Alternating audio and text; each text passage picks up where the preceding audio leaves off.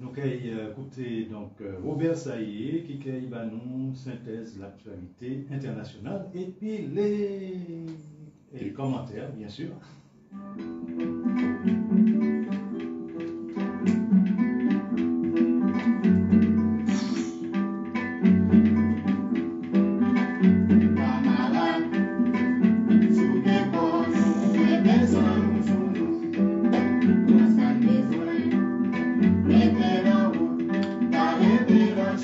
Bonjour à tous, bonjour à toutes. Merci de votre fidélité. Nous nous retrouvons chaque semaine pour faire des commentaires sur des faits d'actualité et surtout une partie des constructions. Alors aujourd'hui, nous aurons comme thème de déconstruction la fameuse question de l'intelligence artificielle. Mais brièvement, avant, je vais commenter un fait d'actualité nationale qui concerne la prise en charge des pathologies lourdes dans d'autres pays et un fait international qui concerne des interdictions annoncées de l'utilisation des portables pour les enfants de plus de 15 ans à certains moments de la journée. Donc voilà pour le programme. Et je commence donc par ces actualités qui concernent premièrement la prise en charge des personnes qui ont de lourdes pathologies en Martinique. Ce qui nous amène à parler de ça, c'est trois éléments. D'abord, dimanche dernier, nous avons présenté un communiqué des organisations syndicales de la santé concernant les fermetures des urgences à l'hôpital de Trinité. Il y a eu une mobilisation à l'hôpital de la Ménard. Ça, c'est le premier point. Deuxième point, un article publié par Martine Première qui concerne un témoignage d'une famille qui a dû, en catastrophe, laisser son travail, tout ça, pour aller accompagner un enfant victime de cancer du rein, je crois. Et donc, et à ce moment-là, on parlait des difficultés qu'on rencontre. Et le troisième élément concerne l'annonce faite par la présidente de l'association Matete qui lutte pour accompagner les femmes victimes de cancer du sein et qui annonçait la création d'une structure pour accompagner ces gens-là précisément qui sont obligés de partir se faire soigner en France. Donc, cette question du traitement des pathologies lourdes en Martinique, et nous savons que c'est un problème très, très, très répandu, toutes les familles sont concernées, nous appelle à réfléchir. D'abord, est-ce qu'en Martinique, il n'y a pas des moyens, des technologies qui pourraient répondre à ces besoins de santé-là? De temps en temps, nous voyons présenter dans les médias des équipements de pointe, cyclotrons, nous sommes à l'avancée dans la Caraïbe. Donc, il y a des technologies qui pourraient répondre à cette attente-là. Et d'autre part, nous entendons souvent des communiqués de l'Agence régionale de la santé pour dire les campagnes qui sont faites. On aurait pu croire que nous sommes dans un pays où les questions de santé sont prises en compte. Dans la réalité, on est loin du compte, puisque la plupart des gens témoignent du temps de délai absolument excessif que l'on doit respecter pour avoir un rendez-vous. Et souvent, pour arriver à ce rendez-vous, pour dire que le médecin n'est pas là, il est parti en congé, il a laissé le poste, il y a un problème d'accès aux soins qui est réel.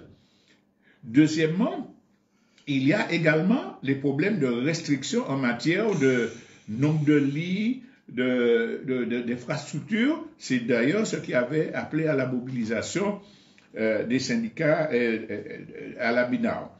Donc, est-ce qu'il n'y a pas de personnel compétent? Nous pouvons dire qu'il y a des chirurgiens, il y a quelques espaces où les gens sont très compétents, mais eux-mêmes sont contraints parce qu'ils n'ont pas les conditions nécessaires pour mettre leurs compétences au service de la population. Alors, il faut aller au-delà des mécontentements, des protestations, des coups de gueule sur la radio pour dire, mais en fait, pourquoi on est dans cette situation-là? Alors d'abord, il faut comprendre que pour l'instant, des gens font des sacrifices énormes pour aller en France. se faire soigner parce qu'il y a des diagnostics qui sont faits plus rapidement, des soins de qualité qui sont servis assez rapidement. Pour l'instant, ça se fait, mais évidemment, avec tous les sacrifices que cela accompagne. Mais ce n'est pas définitif pour la bonne raison que les problèmes que nous connaissons, les contraintes que nous connaissons en Martinique, sont en train de se généraliser en France aussi. Parce qu'il y a une politique qui est mise en œuvre par les gouvernements ultralibéraux qui décidément dit il faut sacrifier les soins, il faut sacrifier les services publics de santé, d'éducation, pour faire des économies budgétaires. Ou bien pour faire en sorte que ces soins-là puissent rapporter beaucoup d'argent aux privés qui vont les assurer. On va vers la situation que nous connaissons aux États-Unis. Aux États-Unis, pays super développé, équipement de pointe, etc. Mais si vous n'avez pas d'assurance, si vous êtes pauvre, si vous n'avez pas d'argent, vous n'êtes pas soigné. J'ai déjà eu l'occasion de citer quelqu'un qui a été brûlé 3e ou 4e degré, je ne me rappelle pas, mais dans des conditions très, très, très graves, qui en ambulance va dans 4 cliniques successives pendant qu'il souffre, où on refuse de l'accepter parce qu'il n'a pas d'assurance. Et finalement, il atterrit dans un service public où les soins, effectivement, ne sont pas de la même qualité. C'est le système ultralibéral qui était déjà aux États-Unis, ça a commencé en même temps aux États-Unis et en Grande-Bretagne, avec Thatcher et Reagan. Et on vous disait que en Grande-Bretagne, c'est des témoins on a eu l'occasion de voir ces reportages-là, ne pouvaient pas aller chez le dentiste et quand ils avaient des rages de dents, c'est avec des ciseaux qu'ils arrachaient eux-mêmes leurs dents de toutes les conditions qu'on peut supposer sanitaires. Donc, ces politiques-là qui ont déstructuré tout ce qui était santé aux États-Unis et en Grande-Bretagne sont actuellement généralisées en Europe, en Union européenne, parce que c'est l'ère de l'ultralibéralisme. On ferme des lits, on ferme des structures hospitalières, maternités, tout ça, parce qu'il faut concentrer. Et on met des conditions de plus en plus difficiles pour les gens qui travaillent dans les services publics, qui vont abandonner. Et à ce moment-là, les gens qui ont de l'argent vont dans des cliniques très sophistiquées, ils paient très cher, il n'y a pas de problème. C'est une conception ultralibérale qui sacrifie l'ensemble de la population pour privilégier les intérêts des grands groupes pharmaceutiques, Big Pharma, des grandes cliniques privées, et qui s'accompagnent en même temps du déremboursement des médicaments. Récemment, les pharmaciens ont fait une grève pour ça, du déremboursement, et puis d'une politique absolument scélérate, criminelle, vis-à-vis des infirmiers libéraux ou des petites structures libérales qui n'appartiennent pas aux grands groupes. Enfin, j'ai déjà eu l'occasion de le dire, les infirmiers et infirmières libéraux et libérales qui sont en Martinique, qui vont donner des piqûres, nettoyer le corps de tous ces malades grabataires qui sont dans la population, puisqu'ils ne peuvent pas aller dans des maisons spécialisées, 3 000 € par mois, vous vous rendez compte? Et donc, ces infirmières-là, l'État les massacre fiscalement. Travailler tous les jours, par dire à 4 h, 9 h, pas de jour de férié, etc. Et puis tout l'argent qui est gagné, c'est pour payer les impôts pour que ces messieurs-là envoient en Ukraine pour faire la guerre. À tel point que beaucoup d'infirmiers et d'infirmières laissent le travail pour avoir des activités, soit ils ne laissent pas, ils ont des activités complémentaires, soit ils changent de secteur d'activité. Donc c'est vraiment une volonté criminelle de saboter les systèmes de santé qui concernent l'ensemble de la population. Donc, vous pensez bien que ce que nous voyons comme espoir avec sacrifice, d'aller trouver mieux en France, c'est quelque chose qui n'est pas sur le long terme. Il faut absolument voir la stratégie du gouvernement pour comprendre qu'est-ce qu'à long terme nous pouvons faire pour régler ce problème-là. Je veux ajouter quand même que les criminels sont tellement... le crime va tellement loin. C'est que si les multinationales et occidentales ne peuvent pas faire d'argent sur un produit, ils ne le produisent pas. Si quelqu'un d'autre peut le faire, ils empêchent aux autres de pouvoir le commercialiser. Vous êtes certainement au courant que Cuba a trouvé un remède qui empêche qu'on ampute les gens diabétiques. À Cuba, il y a un remède. Quand vous êtes diabétique, on vous donne ça et vos jambes vous n'êtes pas obligé d'être amputés. Des dizaines de milliers de personnes à Cuba, mais dans le reste du monde, des centaines de milliers de gens ont pu conserver leur intégrité physique grâce à ce médicament. Les États-Unis font un blocus sur la santé à Cuba. Ils viennent de même annoncer, Trump vient d'annoncer que si un pays accepte des médecins et des médicaments cubains, on met des sanctions sur ce pays-là. C'est de la barbarie, c'est de la folie. Bon, on a compris, je ne vais pas plus loin. Alors, face à ça, et j'en arrive à la conclusion pour ce thème, il faut agir tout de suite. Et c'est pour ça qu'il faut vraiment applaudir les deux mains, féliciter la présidente de Matete qui a créé cette structure pour accompagner. Même si c'est peu de gens, on a quand même sauvé des gens.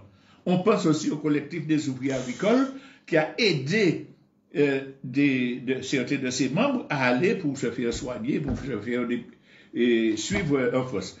Il faut ça, c'est humain, ce qu'on peut faire à notre niveau puisqu'on n'attend pas de l'autre.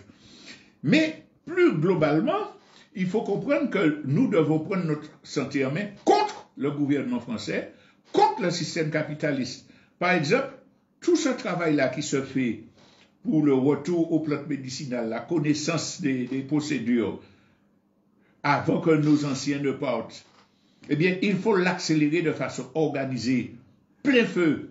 Les voyous, là, volent notre pharmacopée et veulent nous interdire d'utiliser nos plantes médicinales. Il faut mener un combat politique, là, aujourd'hui, pour s'organiser, pour planter, utiliser autant que l'on peut. Mais, il faut aussi penser que c'est le système qui nous rend malade. Je ne parle pas de l'empoisonnement au chlordécone, la cause est entendue, mais la façon de s'alimenter, nos enfants à qui on ne peut pas résister pour leur donner de nourriture, McDo, pizza, etc., pour dire, bon, je ne veux pas manger ça, l'individualisme, la satisfaction du besoin immédiat. Non, il nous faut mener un combat massif à travers les associations, les familles, pour retourner à une hygiène de vie valable, à une alimentation valable, en sachant que tout ce qui est importé, il y a des conservateurs. Tout ce qui est produit près de chez nous est plus adapté à notre organisme, etc., etc. Et enfin, ça nous amène à la question politique. Parce qu'on va faire ça pour tenir, mais on ne va pas laisser le monde big pharma, multinational, gouvernement ultralibéral détruire des populations. Il nous faut nous organiser politiquement pour avoir le droit de prendre des décisions. Et là, nous parlons de souveraineté. Je ne parle même pas d'indépendance formelle, institutionnelle. Je parle de souveraineté, d'avoir les moyens de mener notre politique comme nous le voulons. C'était donc des réflexions par rapport au traitement des pathologies lourdes. Mais peut-être un peu plus rapidement, puisque la cause est presque connue de tous, grand tapage. On a publié un rapport pour dire que TikTok est nocif pour les enfants. Problème de concentration, ils ne travaillent plus, ils sont addicts, il y a toutes sortes de maladies psychiques qui se suivent de l'addiction au jeu, mais le contenu moral aussi, qui désagrège les liens sociaux. Ah, donc un rapport qui sort, et puis, alerte. Bon, ça fait des dizaines d'années que la chose est dénoncée. Mais comme ça devient très grave, il faut faire semblant de s'en occuper. Et je dis, il faut faire semblant de s'en occuper. Parce que qu'est-ce qu'on vient nous dire? On vient nous dire, ah oui, c'est très mauvais, donc il faut prendre des mesures. Alors, quelles mesures? On va interdire de telle heure à telle heure que des enfants de tel âge fassent ceci. On va interdire que les portables rentrent à l'école. On va oui, c'est bien. Les bêtes ne seront pas dérangées par la sonnerie, etc. Mais on n'aura rien réglé. Et puis, qu'est-ce qu'on nous dit? On va criminaliser les parents, leur donner des amendes si leurs enfants sont addicts au portable et n'empêchent pas, qu'ils ne les empêchent pas d'utiliser les portables de telle heure à telle. Ça fait partie de la fascisation, hein? C'est le peuple qui est responsable. Aucune de ces mesures-là ne va régler quoi que ce soit. Ça va attiser les contradictions. Parce que vous savez comment ça... Il y a déjà des enfants qui ont tiré sur leurs parents aux États-Unis parce qu'on leur interdisait d'avoir un portable.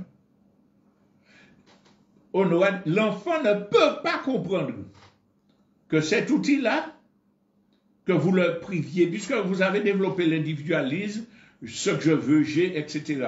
Et il vous voit vous-même sur votre portable toute la journée.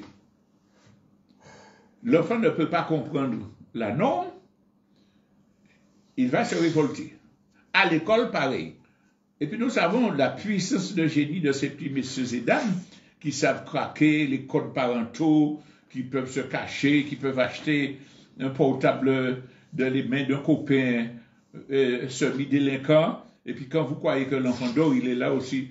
Ce n'est pas gérable.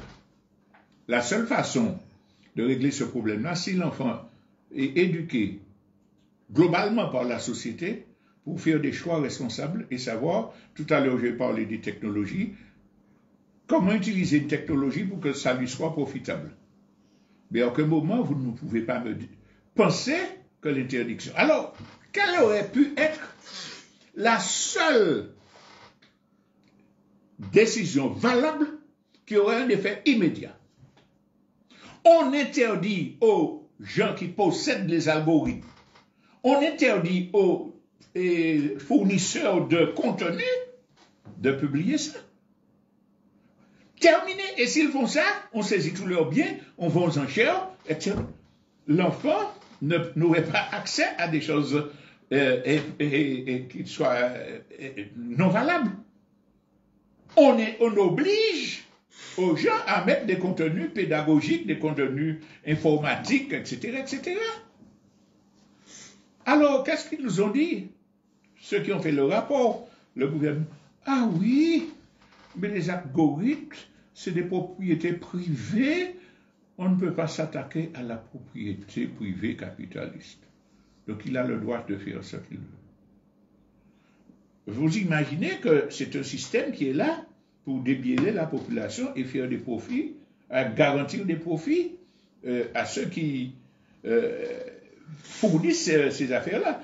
Quand les Français ont essayé de prendre, les Européens ont essayé de prendre des limites pour qu'on modère le contenu, nous vous demandons de modérer. Ne laissez pas quand même mettre des choses qui sont trop scandaleuses, etc. Trump a dit, propriété privée, fermez votre coin là et je prends des sanctions. Ils ont fait marche arrière. Donc ils sont dans un genre de double jeu qui est irrésolu dans cette situation-là. Ah ben le problème c'est que eux ont besoin, le vrai problème c'est que les dirigeants actuels ont besoin de ces technologies-là pour fasciser la société, pour contrôler. Ils ont besoin que tout le monde ait des portables pour pouvoir les pister. Ils ont besoin que tout le monde ait des portables pour être endoctrinés par la pensée unique qu'ensemble, ils font diffuser à travers les technologies nouvelles. Et c'est ce qui va nous amener à parler du point de déconstruction. Pour clore cette question d'accès des enfants, la solution, comme on a dit pour les médicaments, doit venir de nous. dans les associations, dans les familles, dans les partis politiques, dans les syndicats, il nous faut parler, expliquer, montrer, donner des exemples. Il faut faire le travail que l'État ne fera jamais pour responsabiliser les enfants. Et ils ne sont pas fous ni anormaux. Si on leur explique, ce sera difficile. On dit oui, c'est dur, mais il faut. Donc c'est à nous de mettre une stratégie. Je ne serai pas plus loin pour le moment sur cette affaire-là, puisque je veux parler de la déconstruction. Les nouvelles technologies de l'information et de la communication, nous en avons déjà parlé, permettent de régler un tas de problèmes. Évidemment que si on a un moyen pour que on sache à l'avance qu'il y aura un tsunami ou quelque catastrophe que ce soit, le fait de pouvoir disposer d'une technologie qui va aller dans tous les foyers en temps réel pour dire attention, dans une demi-heure, il y aura ceci, il faut faire attention. Mais évidemment, c'est un progrès scientifique. On ne peut pas nier ça.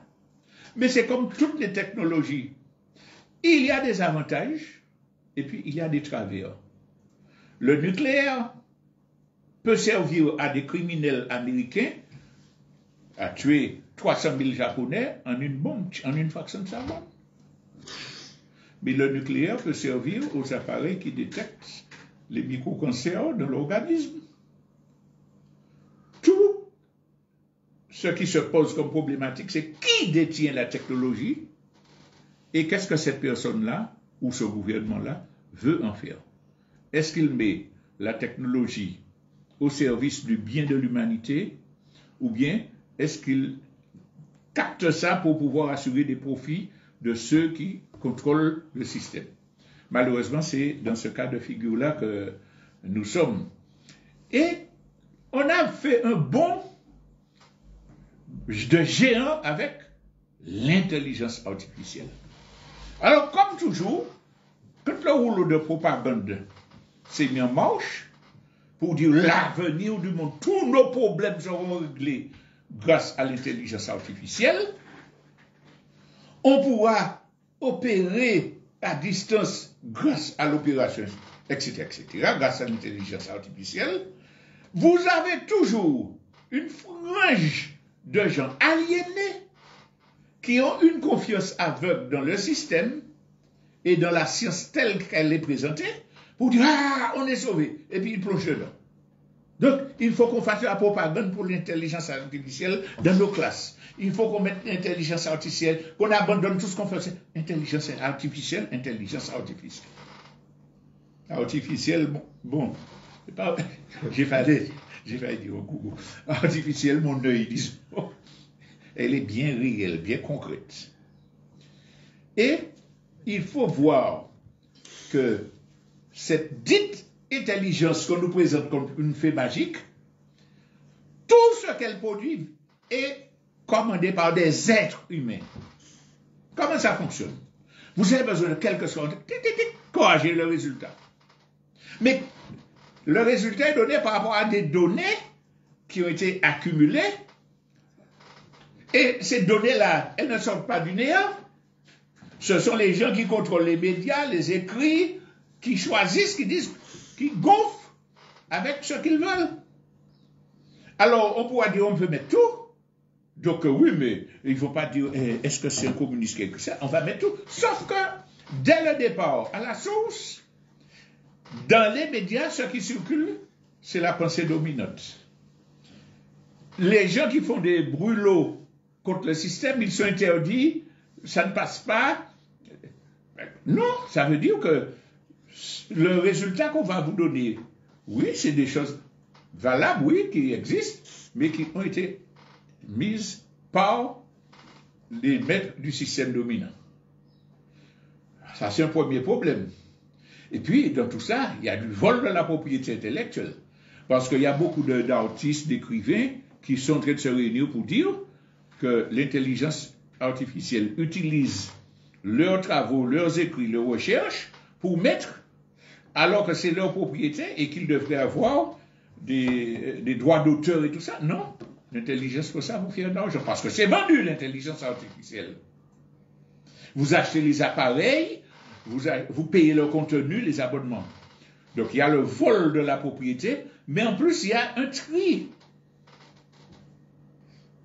Premier problème. Deuxième problème. Pour que l'intelligence artificielle marche, il faut des hyperordinateurs. Il faut des structures, des infrastructures géantes, avec des matériaux rares qu'il faut aller piller partout. Ça veut dire que vous dépensez un argent extraordinaire pour que cette technologie-là existe. Mais en plus que vous dépensez cet argent, vous créez des problèmes de pollution systématique avec les déchets, les rejets, la consommation d'électricité, etc. Autant de phénomènes qui accélèrent le dérèglement climatique et les problèmes liés aux déchets industriels. Ça veut dire qu'on fait des colloques pour dire qu'il faut baisser la température d'1 degré sans qu'on va mourir, et puis on vous appelle à tout miser sur l'intelligence artificielle qui va accélérer la consommation, enfin la mise en place de facteurs qui détruisent le climat. Deuxième problème, les adorateurs de l'intelligence artificielle, il faut qu'ils disent quelle réponse ils ont à ce problème-là quand ils vantent les vertus de l'IA. Troisième élément, quand vous avez possibilité, ou quelle que soit la question que vous avez, tapez clic, et puis vous avez le résultat. Le résultat direct, c'est un appauvrissement intellectuel généralisé. Les gens ne pensent plus, les gens ne réfléchissent plus, on avait déjà préparé la société à ça, mais maintenant ils ne vont même pas préparer un discours, ils ne vont pas préparer un mémoire, ils ne vont pas préparer une dissertation. Tic, tic, tic, tic. L'intelligence artificielle a dit appauvrissement intellectuel généralisé. À terme, la recherche, la création artistique vont fondre, comme les Français disent, comme neige au soleil. Et puis, l'esprit de coaching, de tricherie, vous avez déjà entendu parler des scandales de composition à partir d'engins connectés. On peut tricher dans les examens, etc. Parce qu'on apprend aux gens à être compétitifs et à être productifs, etc. La morale n'existe plus. Donc, ça c'est l'appauvrissement intellectuel, c'est peut-être la chose la plus dangereuse dans cette affaire. Et ça nous amène à généraliser le problème à l'ensemble des nouvelles technologies de communication et des formations de communication. Parce que les réseaux sociaux, par exemple, ont envahi notre vie, à tous. Alors, il y a quelques résistants dinosaures, comme ceux qui se contentent de ce genre de téléphone, pour ne pas être aussi pistés que tout le monde. On l'est de toute façon. Mais il y a moins. D'autant plus qu'on ne va pas envoyer n'importe quel message à partir d'un outil limité. Mais l'ensemble de la population devient addict à un outil. Un outil qui permet en temps réel de savoir où on se trouve, qu'est-ce qu'on achète, qu'est-ce qu'on mange, souriez, vous êtes filmé, etc. Ça veut dire que tout le monde a un outil d'espionnage. Vous avez entendu parler des opérations des services secrets israéliens qui ont appuyé sur quelque chose et puis les beepers de dirigeants politiques de différents pays ont été tués. C'est ça. Il faut qu'on prenne conscience de ce premier problème-là. On est pisté, on est vulnérable. L'ennemi, c'est tout ce que nous faisons, peut nous influencer. Mais au-delà de l'espionnage, c'est l'outil de conditionnement. Parce que ce que vous voyez comme message, vous comment ça conditionne systématiquement de votre nourriture, de votre façon de penser. Ouais. Poutine, c'est un dictateur. La Russie, on a trouvé des têtes de cochon près de Moscou. C'est les services secrets russes qui ont fait quelqu'un venir acheter des têtes de cochon chez un fermier français déposé, et puis il est parti dans une voiture et avec une plaque de Tchécoslovaquie, je crois, et puis il est passé. Mais tout. On est conditionné pour tout ce qui est réflexion, information, et on se prépare par ce biais-là, les ennemis nous préparent à être des moutons fascistes, fascisés à leur solde.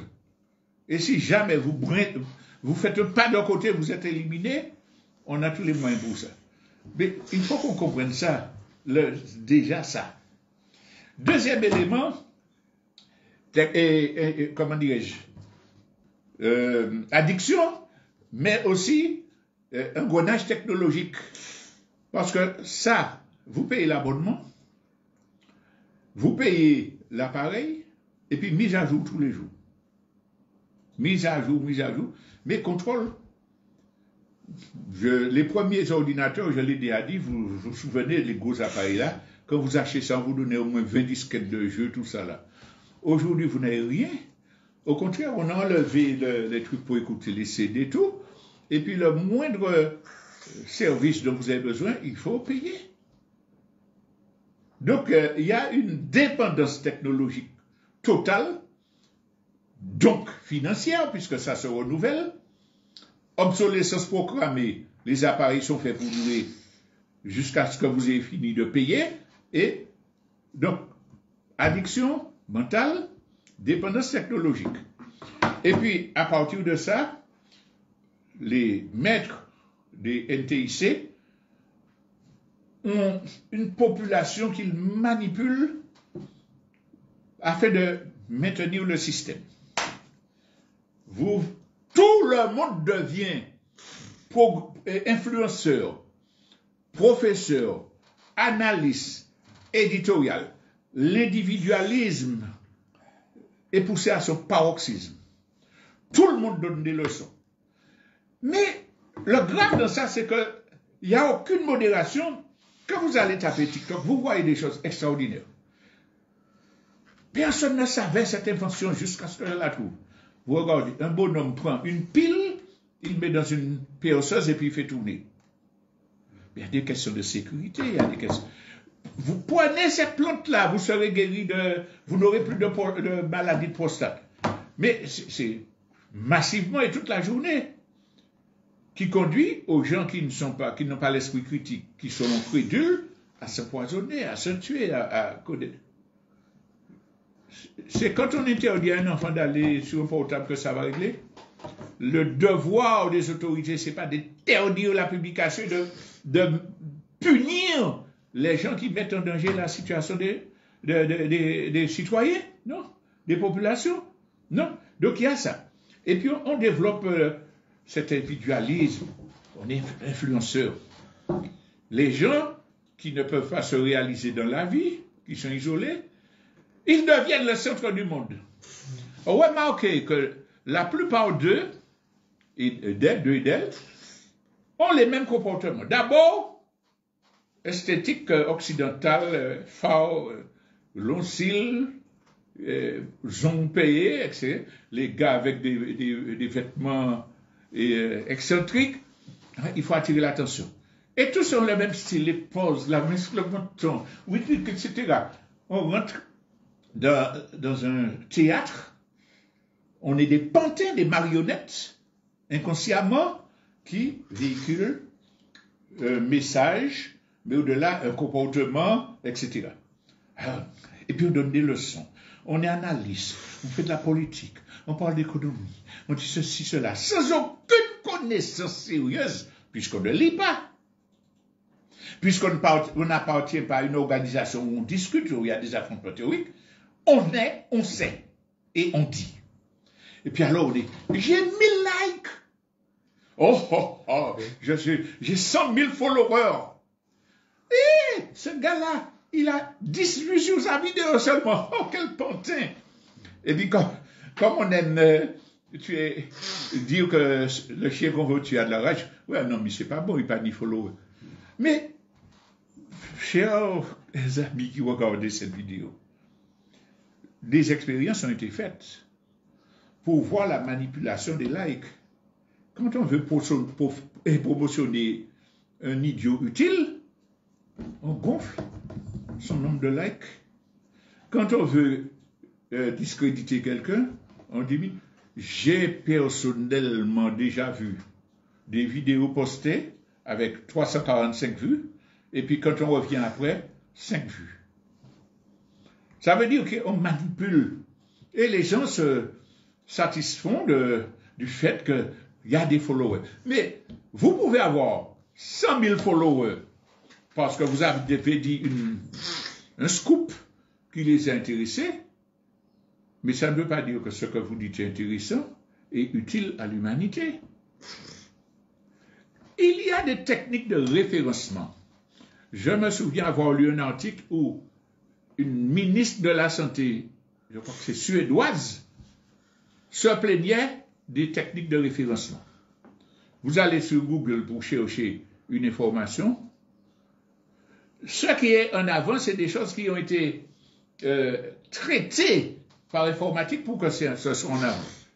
Et l'information valable sur, c'est ce que la ministre de la Santé disait, qui concerne un problème d'urgence publique, se retrouve en page 50 de la liste de Google. Vous n'allez jamais voir ça. Donc, il y a des techniques de référencement. Et puis, on vous apprend. Vous voulez que votre vidéo ait beaucoup de vues? Faites ceci. Et puis, vous êtes content. J'ai beaucoup de followers. Non. Ça montre qu'on est derrière un mirage, on rêve. Et puis, finalement, on ne réfléchit pas sur le contenu de ce qu'on dit, sur l'importance pour l'éducation ou l'émancipation des autres. On est là pour se faire voir. Alors évidemment, les influenceurs, ça se comprend parce qu'ils sont payés, on leur donne des produits pour faire la publicité. Et donc on fait la publicité pour le compte des multinationales. On fait semblant que la lutte de classe n'existe plus, puisque moi, influenceur qui gagne des millions, ma mère était ceci et mon père était cela. Donc, il y a cette maladie-là. Et donc, à partir de cela, on a des agents du système, des défenseurs des impérialistes, des suprémacistes blancs, qui font le travail à la place. Mais comme ils sont issus de la population, c'est encore plus dangereux parce que les gens... Et on voit des gens venir faire des analyses. Alors, parfois, c'est par sottise, par ignorance, mais parfois, c'est par opportunisme. On sait que ce n'est pas vrai. Mais on vient tromper la population, on travaille pour l'autre parce qu'on est d'accord avec le système. J'ai donné dimanche dernier des exemples. Quelqu'un qui vient faire une vidéo pour dire que les hommes politiques n'ont rien fait, ils n'ont pas pu développer le pays, j'ai la solution. Il faut exiger un référendum immédiat pour que le peuple dise s'il veut indépendance, autonomie totale ou rester dans les départements. Cette personne-là ne sait pas qu'il y a des dizaines et des dizaines d'années que les gens se battent pour demander un référendum et sur le statut. Ces gens-là ne savent pas qu'il y a déjà eu des consultations 73, 74, etc. Ces gens-là ne savent pas ce qui se passe en Nouvelle-Calédonie où il y a des référendums. Ils savent. Mais ils ont besoin de fourguer une analyse politique opportuniste qui les maintienne dans le système. Ils savent bien qu'en France, à l'heure actuelle, pour avoir un référendum de telle nature, il faut réunir le congrès de Versailles avec 2/3 des gens qui votent pour. Et puis que même si le congrès vote ça, le gouvernement fait ce qu'il veut, comme il le fait avec Bérou, l'autre là, le Cornu, etc. Les personnes qui savent tout ça, elles savent tout ça. Et elles viennent nous dire, pas écouter les autres, c'est moins le sauveur, il faut exiger un référendum pour faire ça, ça, ça. Ils savent que c'est pas vrai. Ils travaillent au service du système. S'ils sont conscients, ils croient, ils défendent leur thèse politique, c'est grave. Ils trahissent leur peuple. Mais parfois aussi, c'est parce que le gouvernement les promotionne, on les utilise, on leur donne la parole, on fait des dossiers, on dit oui, ils changent l'histoire. Parce que le gouvernement a besoin de ça pour tuer les véritables dynamiques de souveraineté. Autre exemple, nous en avions parlé la semaine dernière sur la continuité territoriale. Quand des gens de haut niveau, qui ont des charges économiques, viennent dire, les gens n'ont pas compris ce que c'est que la continuité territoriale, ils critiquent ça. Parce que la continuité territoriale va nous permettre de squeezer les béquets, on pourra négocier en se passant d'eux, faire des contrats. Alors évidemment, il faut penser au local. À ce moment-là, il faut renégocier les contrats entre les béquets et la production locale. Ça ne s'est jamais fait. Les petits planteurs ne se sont jamais battus pour renégocier les prix des produits qu'ils déposent dans les supermarchés. Quel est le résultat? Je viens dire au peuple, je vais renégocier. Ce n'est pas vrai. Je viens dire au peuple que je vais pouvoir squeezer les béquets pour aller négocier. Soit je suis un ignorant et je ne sais pas qu'il y a des contrats signés entre les béquets et les gens de l'autre bord. Vous n'avez pas le droit de. Le béquet contrôle les assurances. Vous allez en France prendre une assurance. On vous dit non, j'ai une exclusivité avec tel monsieur. Vous allez commander, non, j'ai une exclusivité. Alors, soit je suis un ignorant, je me tais, ou soit je sais ça, et puis je dis ça, je suis un opportuniste politique qui essaie de sauver le système et de décaler ceux qui font voir que c'est quelque chose d'impossible de collaborer avec le système. Il s'agit de lutter. Et pour lutter, il faut organiser le peuple. Il ne faut pas s'opposer à un donneur de leçons. Sans appareil, non, il faut organiser le peuple, que le peuple dise, nous qu'a fait ça, nous qu'a rentré en l'ayo. Alors, tout ça grâce à la vertu des réseaux sociaux. Nous qu'a fait beaucoup de prestance, mais le fond, c'est que je sers la cause de l'impérialisme. Si je ne savais pas, je dis, ah merde alors, je ne savais pas, je me corrige. Mais si on me dit ça et je continue, ça veut dire que j'ai fait un choix. Pas essayer de faire Wall, dit, je suis pour le système. Pas essayer de faire Wall, dit, je suis pour la libération, vive l'indépendance, etc. D'autant plus que, chers amis, quand on dit mon cher ami, compatriotes, vous avez vu ce qui se passe dans le monde. Là, je vais faire une petite digression cette semaine-là. Vous avez vu ce qui se passe dans le monde. On avait déjà expliqué comment Trump se moque des droits de douane. Il bombarde un bateau avec des... Mais cette semaine-là, vous avez vu ce qui s'est passé à côté de la mort d'un extrémiste de droite, et puis tout le monde... Il dit, ah oui, le crime politique, etc. Il y a quelque temps, on a tué une députée démocrate. Vous avez entendu parler de ça?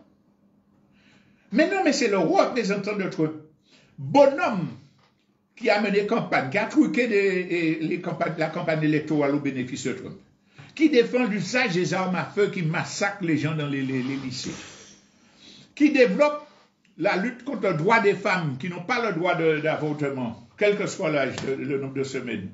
Bonhomme qui, je vais vous inviter à aller voir sur le site Fondas Créole de Raphaël Confiant, des citations de ce monsieur qui a dit « Dieu maudit les Noirs pour qu'ils soient serviles ». George Floyd, le bonhomme qu'on a tué là, et ça avait déclenché le mouvement Black Lives Matter. C'était un salaud, George Floyd. Si je vois un pilote noir dans un avion, je vais dire, ah, est-ce qu'il est qualifié? Martin Luther King, c'était un gars horrible. C'était pas quelqu'un de bien. Martin Luther King. Le Civil Rights Act de 1964 qui a donné aux Noirs les droits civiques, c'était une grave erreur. Les femmes noires n'ont pas de structure intellectuelle. Et puis, c'est le Jésus-Christ. Et puis, il faut l'honorer. Il y a des bonhommes qui ont demandé au Parlement européen de prendre une motion de soutien à ce bonhomme abattu-là. Il y a eu des protestations. Il y a une députée qui est intervenue pour dire non. Elle est menacée de mort par les partisans de ce gars-là. C'est ça.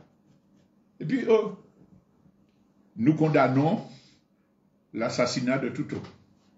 Mais on utilise ça contre les mouvements de gauche.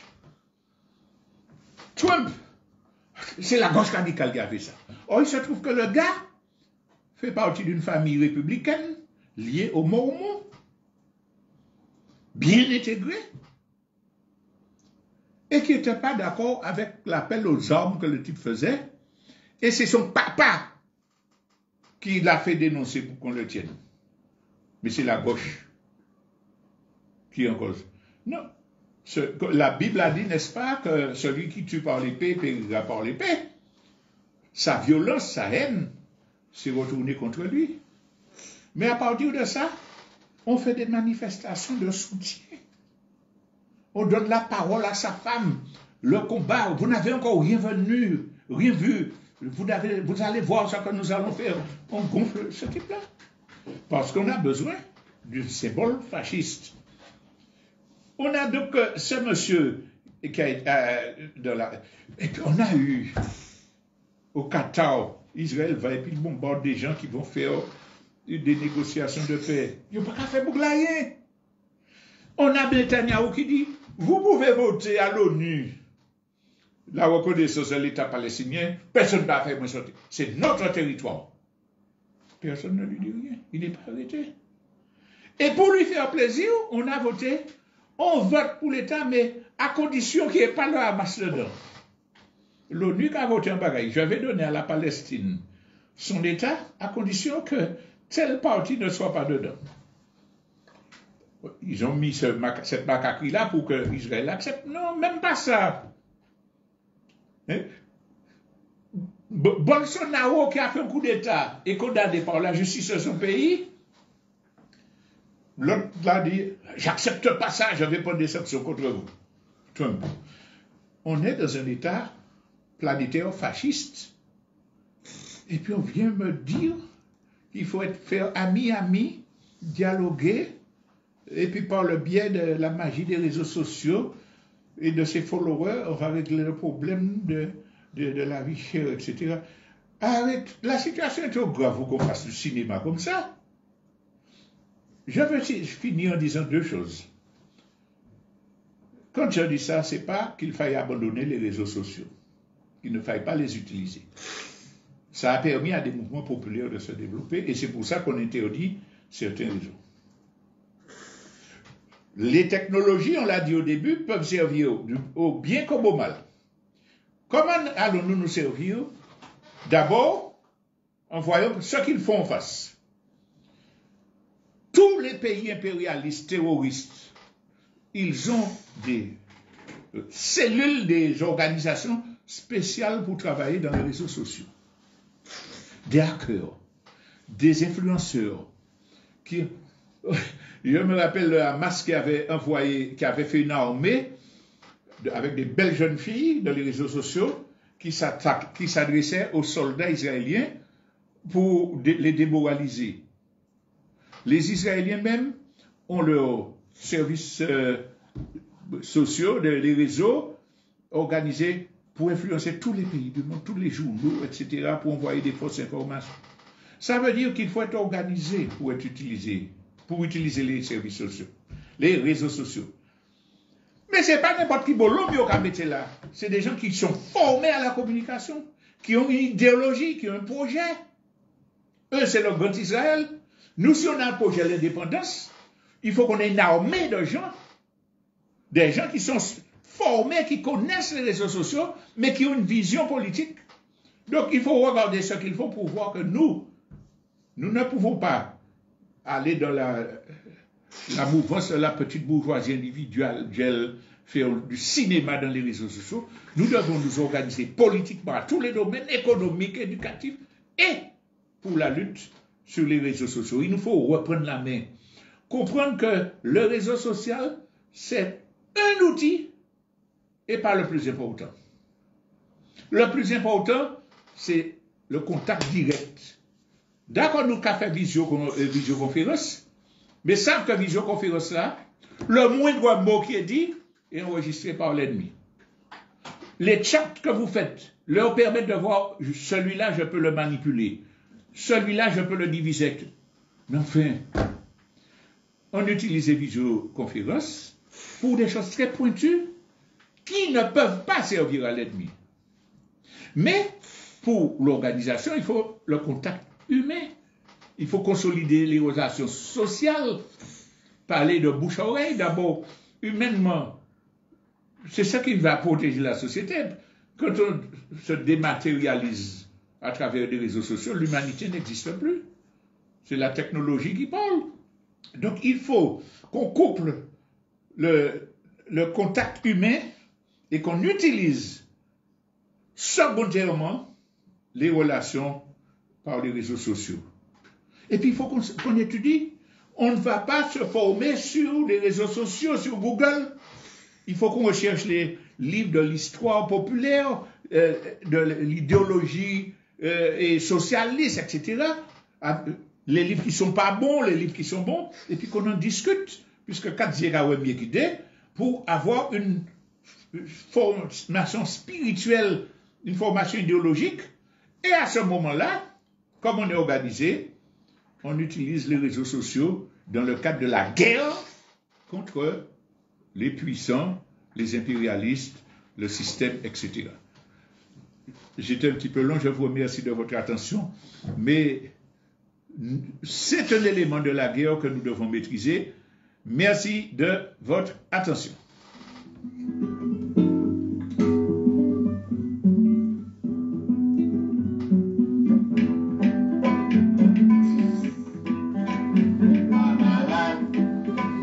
Souke kon nou, men desman nou